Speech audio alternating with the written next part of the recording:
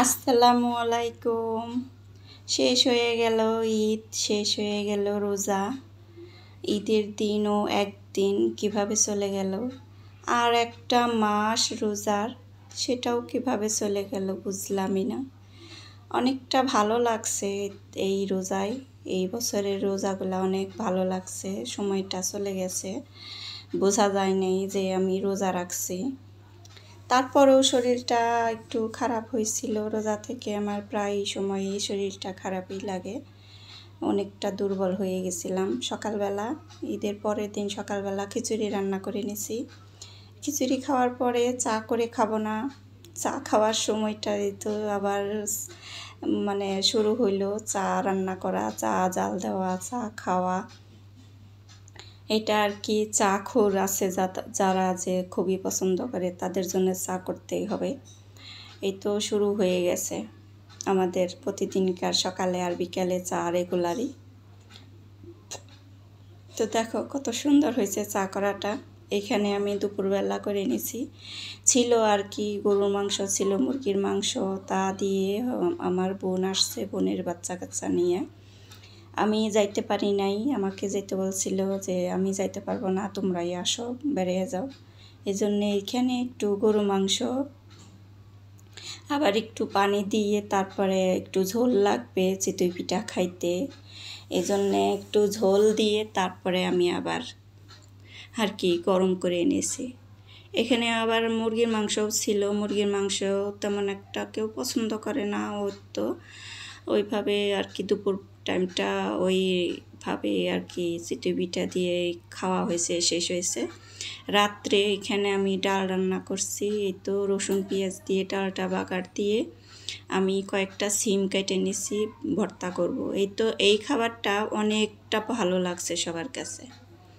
ডাল ভাত ভর্তা, সিমের ভর্তা, আলুর ভর্তা, এগুলাই ঈদের পরের দিন তারপরের দিন অনেকটা ভালো লাগে খাইতে।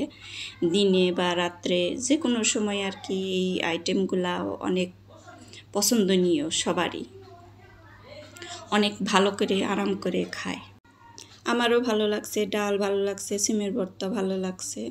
আমি আবার তেমন একটা ভর্তা কি ডাল অতটা যে আমার পছন্দ, খুব পছন্দ তা না। আমার বাচ্চাদের আবার খুব পছন্দ ডাল, আলু ভর্তা। আমার আবার বেগুনের ভর্তা বলো, সিম ভর্তা বলো, এগুলো আমার বেশি পছন্দ, টমেটো ভর্তা। এখানে আমি দুপুরবেলায় দুধ কাস্টার্ডের মিশিয়ে জাল করে রাখছিলাম, যে ফুড কাস্টার্ড বানিয়ে নেব। তারপরে আমার ভাগ্নিকে বলছি যে একটু ফুডগুলা কাইটে একটু মিশিয়ে দাও তো সুন্দর করে। এই তো সব প্রসেসিং করে নিছে একাই সব কিছু, শুধু বলছি যে এগুলা করা লাগবে, বের করে দিছি, আর সব একাই করে নিছে। এত পারফেক্টভাবে সব কাজ করে না, অনেক সুন্দর করে কাজ করে। আমরা তো অনেক আর কি, আমরা অনেক দিনকার আগের, এখনকার মেয়েদের বলা লাগে না কাজগুলা গুছিয়ে করতে, ওরা একাই করে ফেলে। এই তো আমি ঈদের পরের দিনের রাত্রে বসে বসে মেহেদি দিয়ে দিছে ওই আমার ভাগ্নি আসছে, বলছি যে আমি তো মেহেদি দিই না ঈদের দিন, আমাকে একটু মেহেদি দিয়ে দাও। এই তো দেখো কতটা সুন্দর হয়েছে, অনেকটা ভালো লাগছে আর কি। তারপরে এখানে তো পরের দিন, ওই দিনের পরের দিন তো শুধু ডাল আর ভর্তা ছিল, রাত্রে তেমন একটা খাওয়া হয় নাই, ভাতও ছিল, আবার সকালে রান্নাই করি নাই। ওগুলাই শুধু ডিম ভাইজে দিছি বাচ্চাদের, ওগুলা দিয়ে খাওয়া হয়েছে। এখানে একটু পায়েসের চাউল ধুয়ে নিলাম, দুধ বের করে নিছি, পায়েস রান্না করব। আমি ঈদের দিন পায়েস রান্না করি নাই, এখানে একটু বিরিয়ানি রান্না করব, এই জন্য গরু মাংস বের করে নিছি, আলুটা ভাইজে নিতেছি। আলুটা ভাইজে নিলে হয় অনেকটা ভালো লাগে। আলুর মধ্যে, বিরিয়ানির আলুর মধ্যে তো কালার দেয়, বড় বড় করে পিস দেয়, আমি একটু ছোট করে দিছি। এইখানে যে দুধগুলো আলাদা করে আমি জাল দিয়ে রাখছিলাম, এই তো একটু চিনি দিয়ে, পরিমাণ মতো চিনি দিয়ে আমি এখন বসিয়ে দেব। আর কি আমাদের গ্যাস সাশ্রয় করার জন্যে আর কি আমরা রাইস কুকারের ব্যবহার করি। এখানে মাংসটাও কষিয়ে নেব, পেঁয়াজ বেরেস্তা করে উঠিয়ে নিছি। এখানে মাংসটা বসিয়ে দেব, তারপরে প্রেশার কুকারে দিয়ে দিব। ওই তো আমাদের যেটা আর কি গ্যাস কম খরচ হয় ওইটা আর কি মনে রাখা লাগে যে এইভাবে গ্যাসটা আমাদের কম খরচ হবে, ওইটা আমাদের করতে হবে। এখানে কিছু বিরিয়ানি মশলা ছিল, ওইটা দিয়ে দিলাম। এখানে মাংসটা কষিয়ে নেব, তারপরে মরিচের ফাঁকিও দিয়ে দিলাম। এখানে একটু বাদাম বাটা ছিল আগেরই না, মানে ঈদের দিন রান্না করার পরে যেটুকু রয়ে গেছিলো ওইটুকু আর কি দিয়ে দিলাম। দই বের করেছিলাম, দইটা ছাড়ছিল না, এই জন্যে দই দিতে পারি নাই, বরফটা গলে নাই। মনে ছিল না যে দইটা বের করব, একবার মনে করছিলাম, তখন বের করলে হয়তো একটুখানি দেওয়া যেত। এই তো এইভাবে দেখো আমি এইভাবে কষিয়ে নিচ্ছি সুন্দর করে। বিরিয়ানিটা আসলে অনেক মজা হয়েছিল। এখানে আমার পায়েসটাও প্রায় হয়ে আসছে, পায়েসটাও অনেক মজা হয়েছিল। এখানে প্রেশার কুকারে ঢেলে নিছি। এখন প্রেশার কুকারে 4-5টা সিটি দিয়ে তারপরে আবার বিরিয়ানির চাউলটা ধুয়ে নিয়ে রেডি করব আর কি। এখানে আমি 2-3-এর ভিডিওটা একসাথে করছি, ছোট ছোট ক্লিপগুলা নিয়ে আমি একসাথে করছি। একদিনের ভিডিওগুলো আমি কালেক্ট করতে পারি নাই আর কি, আমি মানে ভিডিওগুলা ধরতে পারি নাই, তেমন কিছু রান্না ছিল না আর কি, সব কিছু গুছানোর ছিল না।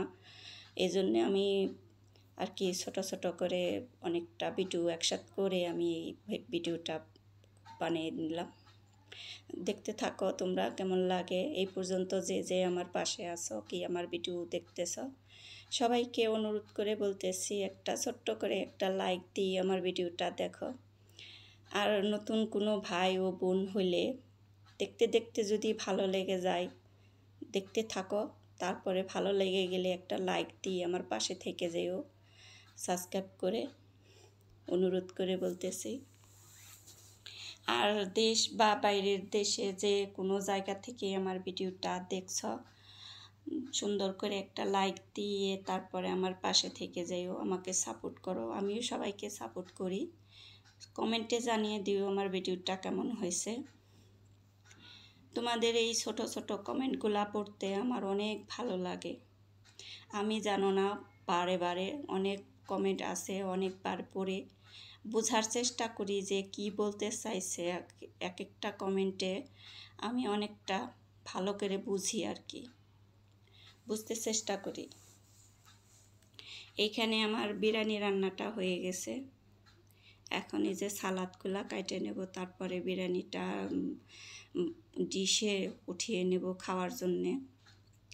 দুপুর টাইমে এই বিরিয়ানিটাই করছি শুধু, আর বেগুন ভাজা নিয়েছিলাম, বেগুন ভাজা দিয়ে বিরিয়ানি খাবে।